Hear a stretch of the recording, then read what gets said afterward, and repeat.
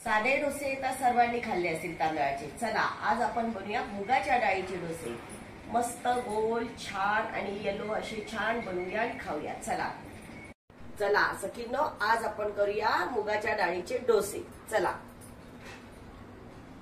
आपण साहित्य बघूया, आपण काय काय घेतलंय ते।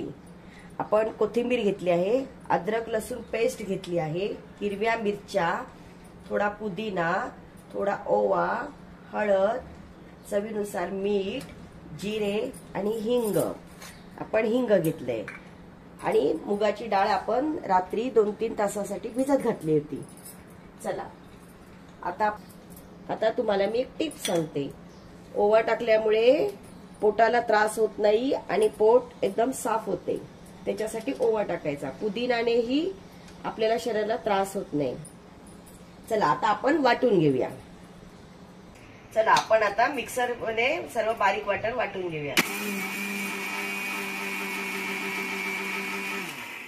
आता आपण याच्यामध्ये मुगाची डाळ पण टाकून वाटून घेऊया।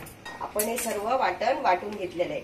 याच्यामध्ये मुगाची डाळ सुद्धा टाकून मस्तपैकी बघा फ्लफी असं वाटून घेतलेलं आहे। आता आपण त्याच्यामध्ये थोडीशी कोथिंबीर कापून टाकूया। कोथिंबीरमुळे चव छान येते आणि येलो आणि ग्रीन कलर खूप सुंदर दिसतो। चला आता तवा तापत आला आहे आपला। आता आपण कोथिंबीर टाकूया याच्यामध्ये थोडी।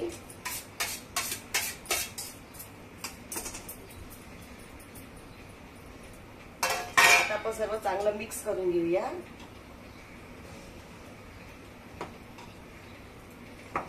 आता आपला तवा छान तापत आलेला आहे। आता त्याच्यामध्ये आपण थोडंसं तेल टाकूया। तेल टाकल्यामुळे डोसे चिकटणार नाही।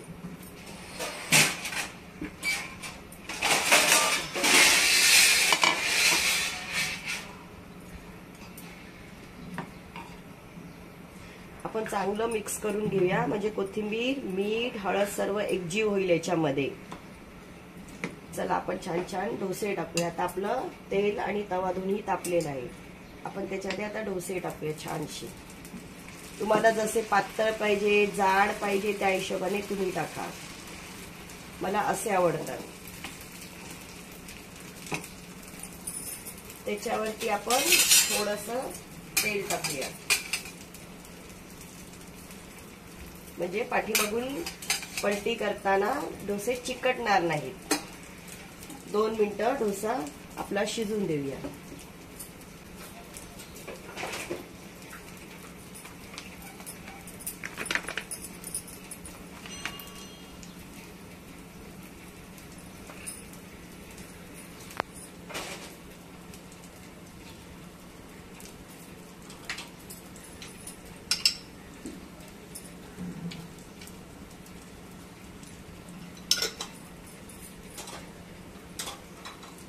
आता आपला डोसा शिजत आलेला आहे। आता आपण तो पलटी करूया।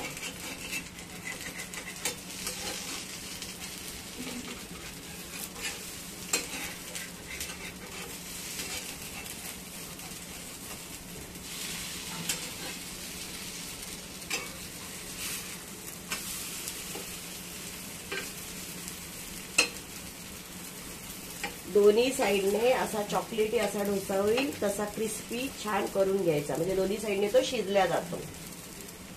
हे आहेत मुगाचे डोसे। असे आपण 2-4 डोसे करून घेऊया।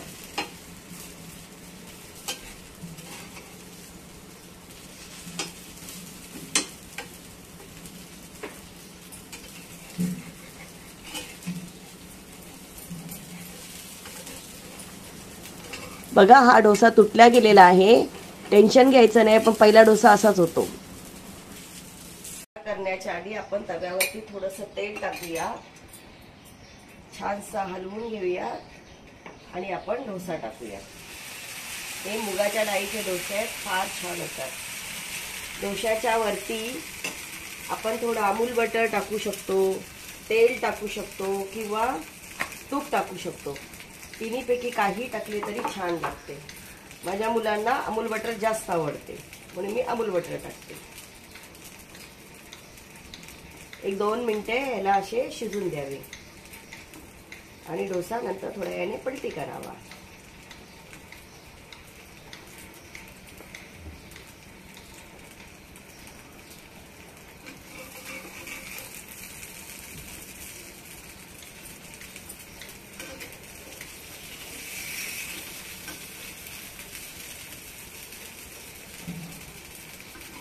अमूल बटर, तूप आणि तेल याच्याने डोसा मोकळा सुटतो व्यवस्थित. आता आपण डोसा पलटी करूया. बघा कसा ब्राऊन छान कलर आलेला आहे. डोसा किती सुंदर झालाय. याच्यामध्ये तुम्ही कांदाही टाकू शकता. आमलेट सारखाही हा डोसा बनतो. तर प्रत्येकाची आवड. बघा डोसा किती सुंदर मस्त झालेला आहे. दोन्ही साईडने ब्राऊन कलर आला पाहिजे. त्याच्याबरोबर चहा सुद्धा ठेवलाय. या नाश्ता करायला चहा आणि मुगाच्या डाळीचे डोसे. आता आपण पलटी करून बघूया. बघा थोडासा ब्राऊन कलर छान यायला लागलाय. परत आपण पलटी करूया. मुगाच्या डाळीचा डोसा मस्तपैकी शिजत आला आहे. आता तो छान शिजलेला आहे. चला आपण आता काढूया. हे मुगाच्या डाळीचे डोसे. त्याच्याबरोबर तुम्ही सॉसही खाऊ शकता आणि कारळ्याची चटणी किंवा कोणती लसणाची चटणी वगैरे खाऊ शकता. पुदिनाची चटणी याच्याबरोबर छान लागते. चला सर्वांनी डोसे खायला या.